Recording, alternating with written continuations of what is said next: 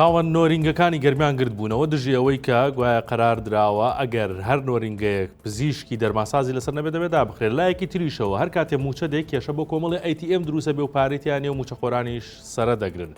مانۆ چەناوەڵێکی دیکەم بۆیە ناون. سڵاوتان لێبێت. خاوەن نۆرینگەکانی گەرمیان دژی بڕیاری داخستنیان گرتبوونەوە و تەندروستی گەرمیانیش دەڵێت بڕیارەکە کاتیە و هەمویان داناخرێن.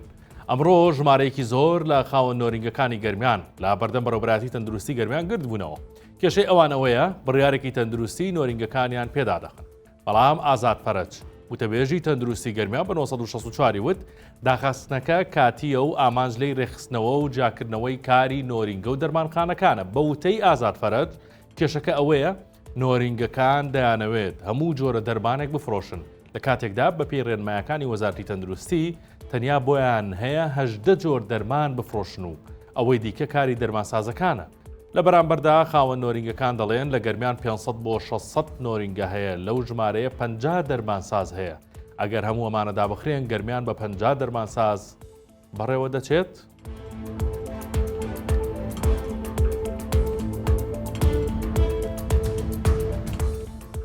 لە کاتێکدا دوێنێ جوتیارانی هەرێم بەرەو بەغدا بەڕێکەوتن و ئەمڕۆ لەگەڵ جوتیارانی عێراق لە بەردەم وەزارەتی دارایی عێراق لە شاری بەغدا گرتبوونەوە. لە هەولێرەوە بریکاری وەزارەتی بازرگانی هەرێم موژدە دەدات بە جوتیاران کە بڕێکی تر لە شایستە دارایەکانیان خەرج دەکرێت. جوتیاران بە هەزار دەدەسەری و کوێرەوەری بەرهەمی ساڵێکیان دەگەێنە حاصل و دواتر دەچن ڕادستی سایلۆکانی دەکەن. بەڵام هێشتا نیوەی شایستە دارایەکانی پار و تەواوی شایستە دارایەکانی ئەم ساڵیان وەردەگرتووە.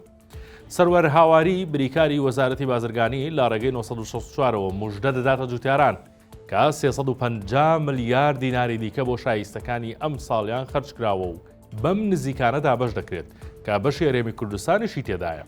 ئەم ساڵ و پار جوتیارانی هەرێم نزیکەی 800,000 تۆن گەنمیان ڕادستی عێراق کردووە.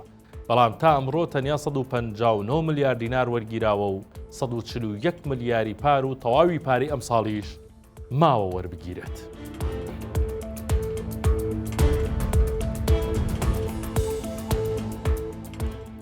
جار نییە کە لیستی موچە ڕادەگەێنرێت بە بەیانەکەیدا کێشەی نەبوونی پارە لە ئەیتیەمەکان دروست نەبێت. ئەمڕۆژ کێشەی ئەیتیئەمی لە دەڤەری ڕاپەڕین هەن هێشتا پارەیان تیادا نییە و موچەخۆران لە چاوەڕوانی وەرگرتنی موچەدان.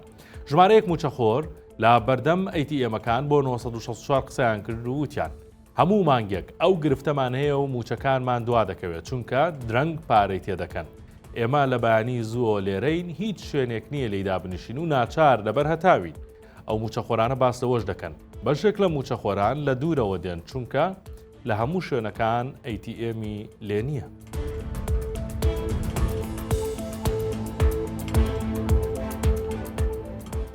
سەرڕایەوەی حکوومەتی هەرێم لە شاری هەولێر ژمارەیەکی زۆر بەنزیخانەی دیاری کردووە کە دەبێت بەنزینی پاڵپشتی کرا و دابەش بکەن. بەڵام نۆرەی دوور و درێژی شۆفێران بۆ وەرگرتنی بەنزین بەردەوامە.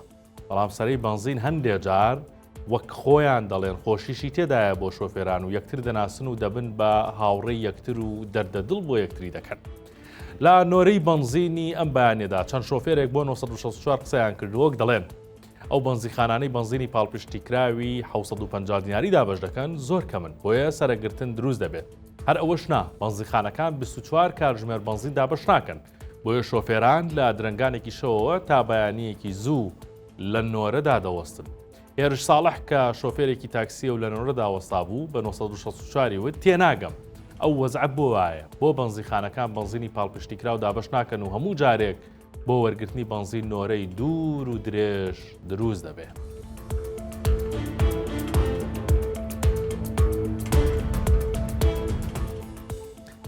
ئەمە هەواڵەکان بوو کاتێکی شات بۆ هەموو لایەک.